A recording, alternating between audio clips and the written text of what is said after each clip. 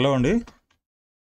National insurance company లిమిటెడ్‌లో మనకి ఒక 266 administrative officer generalist and specialist scale 1లో జాబ్స్ నోటిఫికేషన్ అయితే వచ్చింది. సో, దానికి సంబంధించిన డీటెయిల్స్ ఏమున్నాయనేది ఒక్కసారి బ్రీఫ్‌గా చూద్దాము. సో, అంతకంటే ముందు మీరు ఇప్పటివరకు ఛానల్‌ని సబ్స్క్రైబ్ చేయనట్లయితే దయచేసి సబ్స్క్రైబ్ చేయండి. సో దట్ మీకు నోటిఫికేషన్స్‌లో అన్నీ రెగ్యులర్‌గా వస్తూ ఉంటాయి. సో, ఈ నేషనల్ ఇన్సూరెన్స్ కంపెనీ ఇది ఒక government of India undertaking company అన్నమాట. సో, ఇది ఆల్మోస్ట్ మీకు గవర్నమెంట్ జాబ్ లాంటిదే.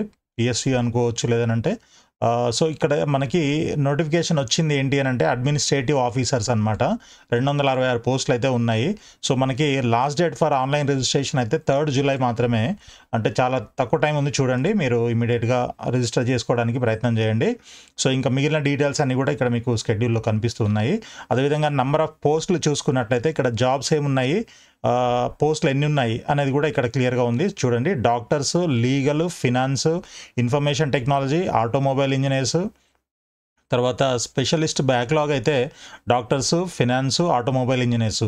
సో, ఇవి మొత్తం 96 పోస్టులు దీంట్లో ఉన్నాయి. అదేవిధంగా జర్నలిస్టులు అయితే 170 పోస్టులు ఉన్నాయి. ఇవన్నీ కూడా మీకు బ్రేకప్ కూడా ఇవ్వడం జరిగింది కేటగిరీ వైజ్. సో, ఇది ఒక్కసారి చూడండి మీరు. సో, నెక్స్ట్ వచ్చేసి మనకి శాలరీ వచ్చేసి మీకు దాదాపు ఒక 90,000 వరకు శాలరీ ఉంటుందండి. సో, ముందుగా క్వాలిఫికేషన్స్ చూసుకున్నట్లయితే ఎంబీబీఎస్, ఎండీ ఏది డాక్టర్స్‌కి అయితే MBBS, MD, MS or PG medical degree ఏదైనా ఉంటే సరిపోతుంది. లీగల్ అయితే graduate, post graduate in law ఉండాలి. 60% మామూలుగా అయితే, ఎస్సీ, ఎస్టీ అయితే 55%. తర్వాత ఫినాన్స్ అయితే మీకు చార్టర్డ్ అకౌంటెంట్ లేదా BCom, MCom from a recognised university ఇవన్నీ ఉంటాయి. తర్వాత ఇన్ఫర్మేషన్ టెక్నాలజీ దాంట్లో అయితే మీకు BE, BTech, ME, MTech, computer science, information టెక్నాలజీలో ఉండాలన్నమాట. లేదనంటే ఎంసీఏ చేసిన వాళ్ళు కూడా ఎలిజిబులే దీంట్లో. తర్వాత ఆటోమొబైల్ ఇంజనీర్ అయితే ఆటోమొబైల్ ఇంజనీరింగ్లో బీఈ, బీటెక్, ఎంఈ, ఎంటెక్ చేసి ఉండాలి. తర్వాత జర్నలిస్ట్ ఆఫీసర్స్ అయితే graduate, post graduate any stream చేస్తున్నట్లయితే మీకు 60% ఉంటే మీరు ఎలిజిబులే దీనికి. సో, నెక్స్ట్ వచ్చేసి ఏజ్ చూసుకున్నట్లయితే మనకి minimum age 21 years, maximum age 30 years అనమాట. యాజ్ ఆన్ ఎప్పటి వరకు చూసుకోవాలి మీరు, May 1, 2025 వరకు ఈ ఏజ్ లోపల ఉండాలన్నమాట. ఇంకా ఏజ్ రిలాక్సేషన్ అయితే నార్మల్గా అందరికీ మీకు తెలిసిందే. ఎస్సీ, ఎస్టీకి 5 ఇయర్స్, ఓబీసీకి 3 years, person with benchmark disabilities అయితే 10 ఇయర్స్ ఈ విధంగా ఉంటాయి. సో, నెక్స్ట్ మీరు ఈ పీడిఎఫ్ కూడా నేను కింద డాక్యుమెంట్ లింక్ షేర్ చేస్తాను వీడియో కింద. మీరు క్లియర్‌గా గో త్రూ అవ్వచ్చు. జస్ట్ ఇంపార్టెంట్ పాయింట్స్ మాత్రం నేను దీంట్లో మీకు చూపిస్తున్నాను.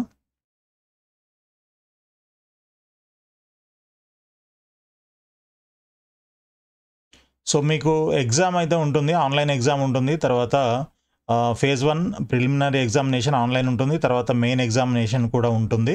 సో, ప్రిలిమినరీ ఎగ్జామినేషన్‌లో ఈ విధంగా మీకు సబ్జెక్టులు ఉంటాయి. Objective type questions, English language, reasoning ability, quantitative aptitude వీటన్నిటికి కలిపి 30, 35 మొత్తం 100 మార్క్స్. 100 క్వెషన్స్‌కి 100 మార్క్స్ ఉంటాయన్నమాట. ఇవన్నీ కలిపి ఒక 1 అవర్ టెస్ట్ ఉంటుంది. దాని తర్వాత మెయిన్ ఎగ్జామ్ ఉంటుంది.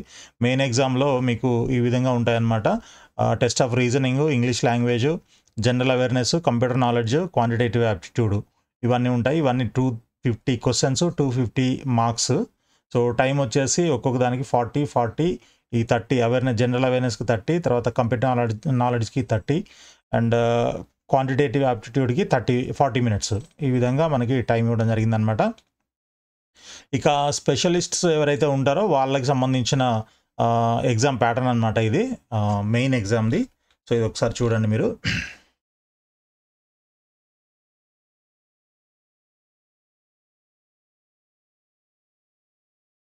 తర్వాత ఇంటర్వ్యూ కూడా ఉంటుంది. So, mains, preliminary, mains 2 clear చేసిన వాళ్ళకి కాల్ఫర్ చేస్తారు ఇంటర్వ్యూకి. ఆ ఇంటర్వ్యూలో కూడా మీరు క్రాక్ చేసినట్లయితే మీకు ఆ జాబ్ వచ్చే అవకాశం ఉంటుందన్నమాట. సో, మీకు డాక్యుమెంట్స్ ఏమేం కావాలి అనేది మొత్తం ఇక్కడ ఇవ్వడం జరిగింది చూడండి. ఇది డాక్యుమెంట్స్ కూడా చూసుకోండి మీరు. నెక్స్ట్ వచ్చేసి ఫైనల్ సెలెక్షన్ ఏ విధంగా ఉంటుంది అనేది ఇక్కడ ఇచ్చారు చూడండి. Application fee SC, ST, PWD అయితే 250 రూపీస్. అదేవిధంగా all candidates other than SC, ST, PWD అయితే 1000 రూపీస్ ఇంక్లూడింగ్ జీఎస్టీ అనమాట ఇది.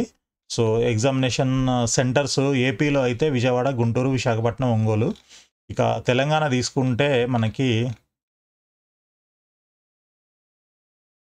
హైదరాబాద్, రంగారెడ్డి, వరంగల్ ఈ 3 సెంటర్స్ అయితే ఉన్నాయి.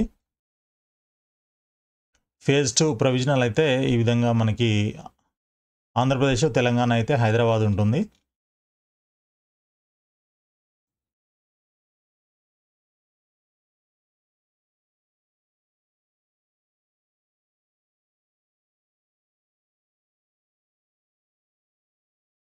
సో మీరు ఎలా అప్లై చేయాలి ఏంటి అనేది మొత్తం దీంట్లో క్లియర్‌గా ఇవ్వడం జరిగింది. మీరు ఒకసారి గో త్రూ అవ్వండి. జస్ట్ నేను అలర్ట్ మాత్రమే ఇస్తున్నాను.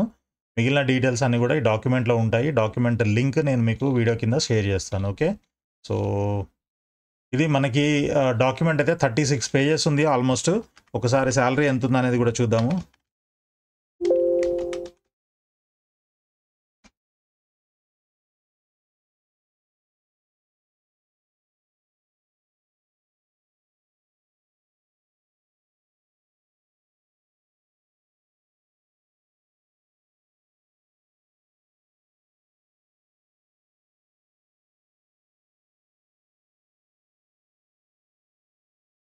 ఇక్కడ చూడండి ఒక బేసిక్ పే మనకి 50,925 రూపీస్ ఉంది.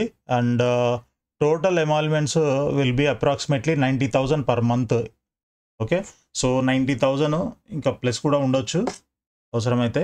కాబట్టి ఇది ఒక మంచి జాబ్, గవర్నమెంట్ జాబే మీకు ఆల్మోస్ట్. కాబట్టి ఇది జాగ్రత్తగా ప్లాన్ చేసుకొని ప్రిపేర్ అయ్యి అప్లై చేసుకొని జాబ్ కొట్టడానికి ట్రై చేయండి. ఆల్ ది బెస్ట్ అండి. Thank you so much.